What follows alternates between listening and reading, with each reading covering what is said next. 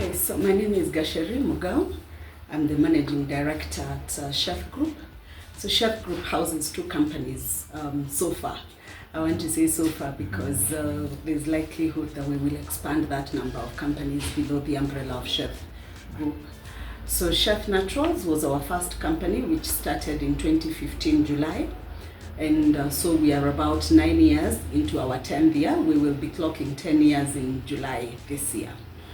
And then there's Chef Organics, which is a startup. We just started operations recently. And what Chef Naturals does is we manufacture natural hair and skincare products, and specifically tailor-made for the African population. There's a history to that I will explain to you why we decided to go that route. And then Chef Organics is actually a backward linkage to Chef Naturals. One of the things we noticed when we started doing Chef Naturals products is we realized in terms of quality, sometimes the raw materials we got were not consistent. So we decided we were going to enable the quality assurance by ensuring we do it ourselves. So this is a company that started to just ensure that that dream has been realized. So first, I must say that Chef views itself as a global brand. Our ultimate goal is for us to be a global brand. Of course, there is where you start.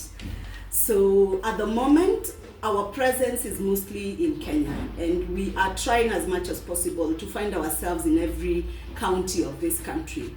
We have some big, hairy, audacious goals around that, and we hope that we can be able to achieve them. And because we have a team that is capable, we are confident that we will achieve it. When we started, we were targeting women mostly because they were the ones that were struggling with the issue of products for hair and skin. But with time, we realized the babies came in because these were safe products, safer than what they were already using. So most parents moved to that.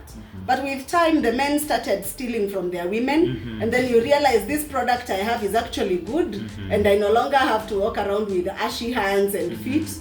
And one of our biggest clientele actually is the men. And so we have products that are actually tailored for the men. And because we understand what men like. Men want one product that works for everything. It is for my head, it's for my face, it's for the rest of my body. So yes, we have products for men. Actually, we consider ourselves a family brand. So that if you buy a product, the same product doesn't have to be used by this person, there's this type, and this other person. The same product is used by the entire family. So for example, I buy a deep conditioner from Chef as a mother. I will use the same deep conditioner with my 3-year-old daughter. Okay? Nowadays, boys are growing their hair, even men, they are growing their hair. You will use the same deep conditioner on their hair. So it's the same thing. I'll surprise you, actually our biggest clientele is the Gen Z.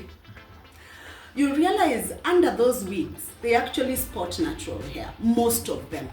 So I'm glad that their mothers have been able to pass on the natural conversation to them.